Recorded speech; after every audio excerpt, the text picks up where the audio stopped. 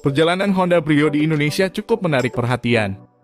Pasalnya meski baru berkiprah di industri otomotif tanah air di tahun 2012 lalu, namun mobil ini menjadi salah satu pilihan masyarakat yang mendambakan sebuah city car efisien, stylish dengan harga yang terjangkau.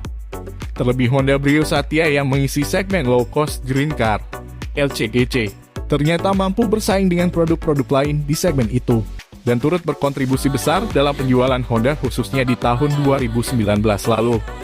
Sedikit menilik ke belakang, Honda Brio pertama kali datang ke Indonesia berstatus completely built up, CBU, dari Thailand di tahun 2012. 1 tahun berselang Honda Brio mulai dirakit lokal alias completely notched down CKD. City Car 5 penumpang itu pun sempat mengalami sejumlah ubahan di Indonesia hingga akhirnya di tahun 2018. Honda Prospect Motor (HPM) akhirnya melakukan ubahan total pada mobil perkotaannya itu. Lalu seperti apa perjalanan Honda Brio dari generasi ke generasi di Indonesia? Berikut ulasan lengkapnya. 1. Honda Brio generasi pertama, 2012 tahun. 2012 tahun, sejak pertama kali meluncur di Indonesia, Honda Brio menyasar kepada konsumen muda di Indonesia. Hal itu tertuang dari desainnya yang sporty dan juga kompak yang menjadi nilai positif dari mobil ini. Penggunaan nama Brio diambil dari bahasa Italia yang berarti ceria dan bersemangat. Honda mengklaim penamaan itu paling cocok dengan mobil berukuran mungil itu. Secara tampilan, Honda Brio generasi pertama sudah memiliki tampilan yang menarik. Mulai dari penggunaan bumper yang memiliki ukuran air dam yang cukup besar, menyatu dengan cover fog lamp. Pada bagian grill juga sudah dihiasi dengan aksen krom, serta lampu utama disematkan halogen multireflektor. Beralih ke bagian samping, lekukan buritan terlihat agresif memanjang dari bagian fender depan hingga pilar C. Bagian samping semakin menarik berkat hadirnya pelek berukuran 14 inci berclear silver dengan dukungan rem cakram depan dan tromol belakang. Ciri khas Brio menariknya pada bagian belakang pada generasi pertama ini menggunakan full kaca untuk pintu bagasinya. Tampilan belakang mengingatkan kita pada Civic Wonder lansiran 80-an.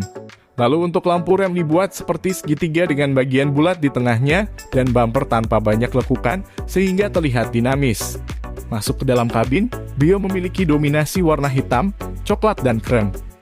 Desain cukup sederhana seperti lekukan panelnya, bentuk kisi-kisi AC berbentuk bulat, head unit 2 din, serta 3 knop pengaturan AC. Mobil yang dibanderol dengan harga Rp149 juta hingga Rp170 juta itu di awal kemunculannya. Didukung dengan speedometer bergaya sporty, namun masih menggunakan analog dengan LED monokrom berukuran kecil berwarna oranye.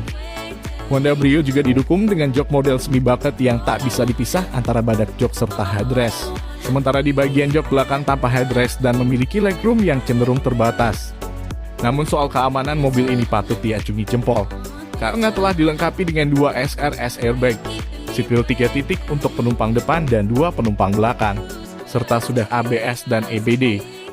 Mesin 12 liter dan 13 liter Honda Brio generasi pertama ditawarkan dalam 2 pilihan mesin, L12 1200 cc-nya dan L13 1300 cc-nya dengan tenaga masing-masing 88 HP dan 99 HP.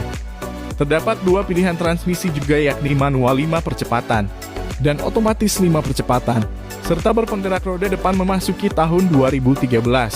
Honda memperluas pasar bagi Honda Brio setelah berstatus CKD, di mana varian Brio 12 liter hadir dalam versi Brio Satya yang bertarung di segmen LCGC. Tahap awal Satya hanya tersedia dalam pilihan transmisi manual dengan fitur yang terbatas. Sementara untuk tipe S atau E diubah dengan interior bernuansa hitam dengan fitur yang lebih lengkap. Sementara untuk varian mesin 13 liter menjadi tipe Brio Sport.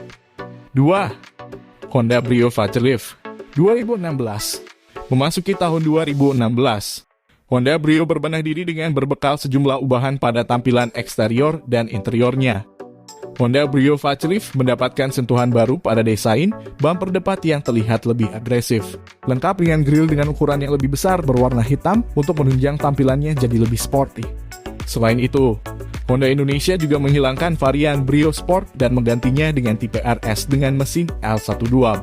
Dengan 2 pilihan transmisi 5 percepatan, manual dan CVT untuk varian matiknya. Pada bagian lampu depan juga telah dilengkapi dengan LED projector dan DRL yang sama dengan Mobilio RS. Sebagai pembeda dengan model sebelumnya, pada varian RS sudah dilengkapi dengan pelek berukuran 15 inci dual tone. Sisanya model lampu rem menggunakan Nika dual tone berkelir merah dan putih. Perubahan paling terasa pada Honda Brio Facelift terlihat pada sisi interiornya. Honda seakan berbenah pada produksi tikarnya itu. Sekilas tampilan interior mirip dengan Mobilio dan BR-V, yang membedakan hanya dari sisi warna saja. 3. Honda Brio Generasi 2 2018, 2 tahun berselang setelah facelift, Honda Brio generasi terbaru meluncur di Indonesia. Tampilannya kini makin segar dan juga sporty. Secara tampilan masih mirip-mirip dengan generasi sebelumnya seperti penggunaan bumper yang serupa. Namun yang membedakan terlihat pada lampu utama, grill serta kap mesin yang terlihat menyerupai Honda Mobilio. Sementara bagian belakangnya sudah tidak ada pintu full kaca lagi, diganti model lebih normal dengan pintu flat body. Lampu belakang juga dapat sentuhan baru meski masih menggunakan halogen biasa. Tapi ketika menyala, terlihat lampu belakangnya mirip dengan lampu LED. Desain bumper belakangnya juga terlihat lebih segar dan lebih sporty. Karena ada penambahan diffuser untuk tipe RS. Untuk interiornya tidak ada ubahan sama sekali dari sebelumnya. Hanya saja tipe RS memiliki aksen orange sehingga lebih terlihat keren. Satu lagi yang membedakan, bagian jok telah dilengkapi dengan headrest untuk menunjang kenyamanan pengemudi dan penumpang. Namun sayang, Honda belum berbenah dengan sektor jantung mekanisnya. Masih mengandalkan mesin 12 liter dengan tenaga sebesar 95 PS dengan torsi 114 nanometer. Mungkin saja dianggap mesin ini masih mampu mengakomodir kebutuhan masyarakat pecinta city car di pasar domestik.